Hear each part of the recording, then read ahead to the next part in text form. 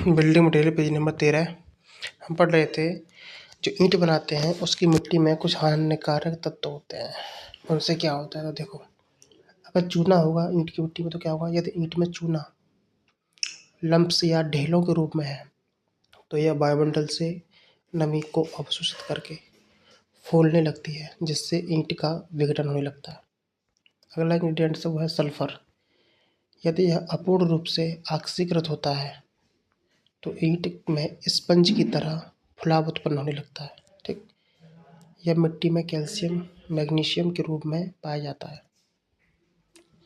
Sulphur की उपस्थिति के कारण ईंट सफ़ेद धब्बों के साथ विघटित होने लगती है। दोबारा देखो, सल्फर यदि यह अपूर्ण रूप से ऑक्सीकृत होता है, मतलब सल्फर अगर मिट्टी में है और वो ऑक्सीकृत हो रहा है लेकिन अपूर्ण तरीके से, तो ईंट में स्पंज की तरह फुलाव उत्पन्न होगा। यह मिट्टी में कैल्शियम मैग्नीशियम के रूप में पाया जाता है। सल्फर की उपस्थिति के कारण ईंट सफ़ेद धब्बों के साथ विघटित होने लगती है। अब हम पढ़ेंगे प्रिपरेशन ऑफ ब्रिक। प्रिपरेशन मिट्टी मतलब ब्रिक बनती कैसे है। सबसे पहले अनसोलिंग करते हैं, मतलब सफाई करते हैं, सॉरी अनसोलिंग मतलब अनसोलिंग करते हैं। उसके बाद खुदाई डिगिंग। भाई मिट्टी ब्रिक बनाने से पहले हमको मिट्टी तैयार करनी पड़ती है ना। सबसे पहले अनसोलिंग करेंगे, फिर डिगिंग करेंगे, फिर क्लीनिंग करेंगे, फिर बेदरिंग, उसके बाद ब्लेंडिंग, लास्ट में टेम्परिंग। क्रम याद रखना बेटा, अनसोलिंग, अनसोलिंग के बाद डिगिंग, डिगिंग के बाद क्लीनिंग, फिर बेदरिंग, ब्लेंडिंग, लास्ट में टेम्परिंग। टेम्परिंग और बेदरिंग साथ में होते हैं क्या? नहीं। अच्छा, टेम्परिंग वाटरिंग है ये। टेम्परिंग या वाटरिंग मतलब पानी से गूंथते ना। देखो, ब्लेंडिंग प्रक्रिया से प्राप्त मिट्टी में आवश्यक मात्रा में पानी 25-30% बढ़ाकर मिट्टी को गूंथा जाता है। भाई यहाँ पे देखो लिखा हुआ ब्लेंडिंग। ब्लेंडिंग क्या होता है जानते हो? ब्लेंडिंग मान होता है मिलाना, सारे पार्टिकल सारे इंग्रेडिएंट्स को मिलाना। तो जब ब्लेंडिंग आप करते हो ना, तो उस प्रक्रिया के दौरान मिट्टी में कितने पानी मिलाते हैं? 25-30% पानी मिलाया जाता है, उसको गूंथा जाता है। ठीक है, क्योंकि भाई टेम्परिंग से पहले तो ब्लेंडिंग की जाती है। पहले ब्लेंडिंग करोगे, ब्लेंडिंग करने के बाद टेम्परिंग करोगे या वाटरिंग। ठीक, अब टेम्परिंग करते कैसे हैं? टेम्परिंग भाई दो तरीके से करते हैं, एक मैनुअल, एक मैकेनिकल मेथड। जो मैनुअल तरीके से की जाती है उसको नीडिंग बोलते हैं, और जो मैकेनिकल तरीके से की जाती है वो मशीन पग मिल के द्वारा की जाती है, जिसको हम पगिंग कहते हैं। देखो नीडिंग क्या होता है, दोबारा देख लो एक बार। नीडिंग श्रमिक अथवा पशु द्वारा मिट्टी के गूंथने की विधि को नीडिंग कहते हैं। मतलब आदमी के द्वारा मैनुअल होती है ना, मैनुअल। और पगिंग क्या होता है भाई? मैकेनिकल मेथड के द्वारा, यांत्रिक विधि से जिस उपकरण द्वारा गुथाई की प्रक्रिया की जाती है उसे पग मिल कहते हैं, और इस प्रक्रिया को पगिंग कहते हैं। नेक्स्ट, ईंट को सुखाना, ड्राइंग ऑफ ब्रिक। तो बर्निंग से पहले ईंटों को तब तक सुखाया जाता है जब तक कि इनमें से नमी की मात्रा घटकर 2% न रह जाए। दो प्रकार से ड्राइंग करते हैं, एक नेचुरल ड्राइंग और एक आर्टिफिशियल ड्राइंग। याद रखना, नेचुरल ड्राइंग जो करते हैं ना, इस प्रकार की सुखाने की प्रक्रिया से प्राप्त ईंटों की सामर्थ्य 1.5 से 2.5 न्यूटन पर mm स्क्वायर होती है। ठीक है, वहीं अगर आप आर्टिफिशियल तरीके से सुखाओगे ईंटों को तो वो आप टनल या पजावे के द्वारा कृत्रिम रूप से सुखाने की प्रक्रिया में टनल किलने का प्रयोग किया जाता है, जिसमें तापमान 120 डिग्री से अधिक नहीं होना से अधिक रखा जाता है। अब टाइप्स ऑफ ब्रिक और इसकी क्रशिंग स्ट्रेंथ, टेंसाइल स्ट्रेंथ और शीयर स्ट्रेंथ क्या होती है समझो। अगर आप हाथ से ब्रिक बना रहे हो हैंडमेड, तो उसकी क्रशिंग स्ट्रेंथ हो जाएगी 60,000 किलोमीटर पर मीटर स्क्वायर। ठीक, हैंड मोल्डेड, हाथ से बनाई हुई। ठीक है, और वही अगर उसी की टेंसाइल स्ट्रेंथ हो जाएगी 2000 किलोमीटर मीटर स्क्वायर, और शीयर स्ट्रेंथ हो जाएगी 6000 kilometre metre square. Hand moulded, हाथ से बनाई गई ईंटों की क्रशिंग स्ट्रेंथ होती है 60,000, टेंसाइल स्ट्रेंथ 2000, और इसकी डिस्टेंस 6000 किलोमीटर स्क्वायर। अब हम पढ़ेंगे ईंटों को पकाना, बर्निंग ऑफ ब्रिक। तो ईंटों को पकाते समय तापमान 900 से लेकर 1200 डिग्री सेंटीग्रेड रखा जाता है, 900 से 12। अब बर्निंग ऑफ ब्रिक, ब्रिक को बर्निंग करने मतलब पकाने के लिए दो विधि होती हैं। एक दो भट्टे होते हैं, एक किल्न होता है, एक पजावा होता है। ठीक है, पजावे में क्या होता है, नो कंट्रोल एट टेम्परेचर, इसमें तापमान पर कोई नियंत्रण नहीं होता। ठीक है, और पजावे में ईंटों को पकने में ना, बर्निंग होने में 4 से 6 महीने लगते हैं, और इससे फर्स्ट क्लास की जो ब्रिक प्राप्त होती है वो 50% ही प्राप्त होती है। आई बात समझ। पजावे में हमारे पास टेम्परेचर को कंट्रोल नहीं कर सकते, इसको पकने में, ईंट को पकने में 4 से 6 महीने लगते हैं, और इससे फर्स्ट क्लास की ब्रिक 50% प्राप्त होती है। अब हम पढ़ेंगे किल्न के बारे में सारा डाटा। किल्न बहुत बड़ा टॉपिक है। देखो, तो यहाँ पे थोड़ा समझना मुश्किल है क्योंकि यहाँ कुछ कुछ हो रहा है। अब इनको पहले थोड़ा ये समझ लेते हैं कि किल्न कितने प्रकार का होता है। भट्टा पहले समझो। भट्टा 2-3 प्रकार का होता है, एक इंटरमीडिएट टाइप का निरंतर, ठीक, एक सेमी कंटिन्यूअस, तीसरा कंटिन्यूअस। ठीक है, इंटरमीडिएट टाइप का जो भट्टा होता है उसका एग्जाम्पल हो जाएगा इलाहाबादी भट्टा। सेमी कंटिन्यूअस का हो जाएगा बुल ट्रेंच। ठीक, और कंटिन्यूअस हो जाएगा हाफ मैन।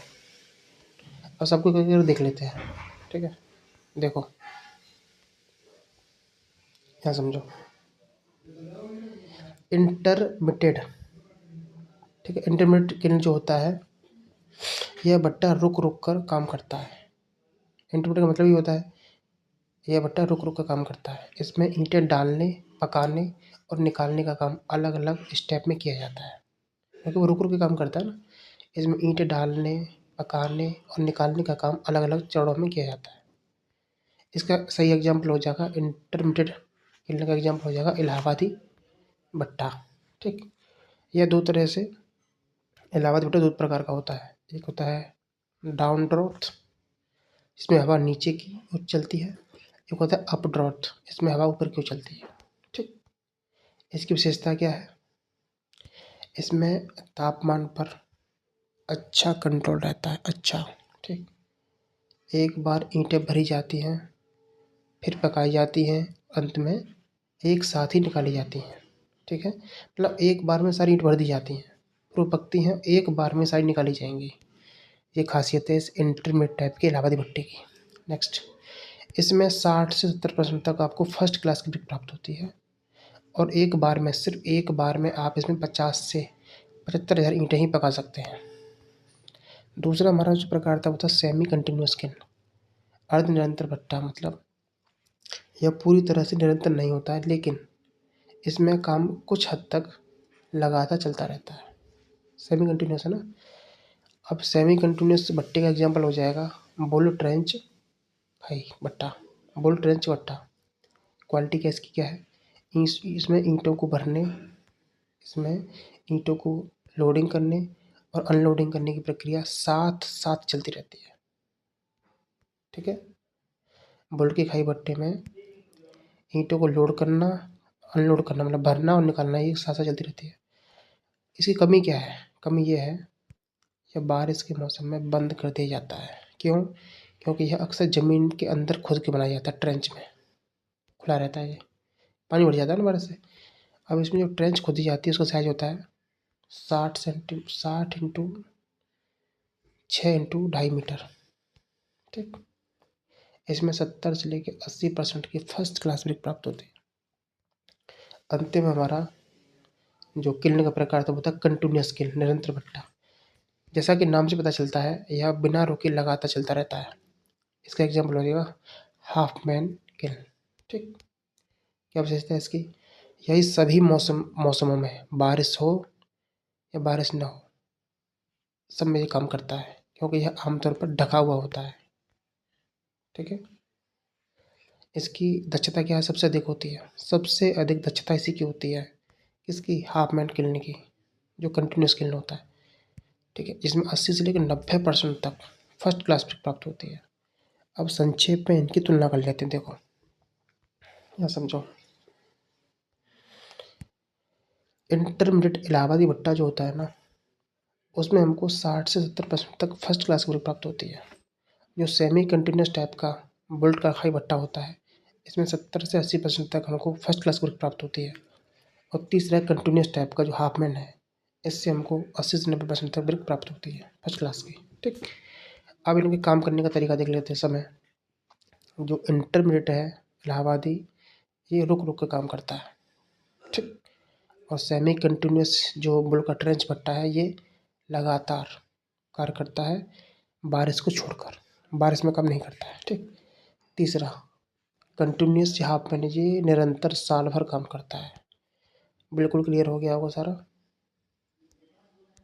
देखो, ईंट को पकाने के लिए क्लैंप या किल्न भट्टा का उपयोग करते हैं, सही बात है।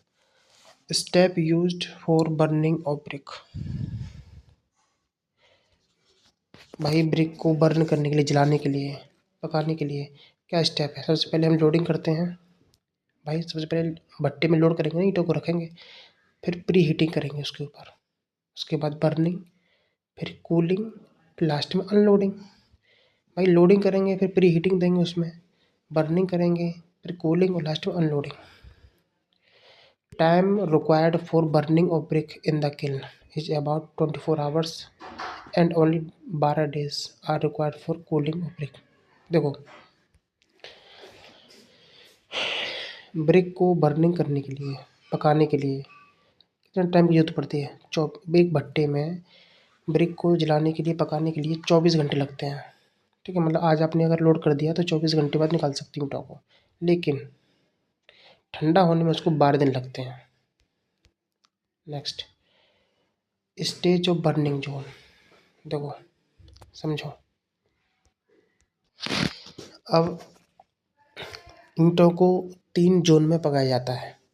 Stage of burning of zone, ईंटों को बर्न करने के लिए, जलाने के लिए, पकाने के लिए 3 जोन होते हैं। पहला जोन होता है वो होता है डिहाइड्रेशन जोन, इसमें नमी को निकाल दिया जाता है। डिहाइड्रेशन जोन का तापमान होता है 400 से 650 डिग्री सेंटीग्रेड। ठीक, दूसरा है ऑक्सीडेशन जोन, इसमें टेम्परेचर है 650 से 900 डिग्री सेंटीग्रेड। और तीसरा है वेट्रिफिकेशन जोन, जहाँ टेम्परेचर है 900 से 1200 डिग्री सेंटीग्रेड। ठीक है, हो गया।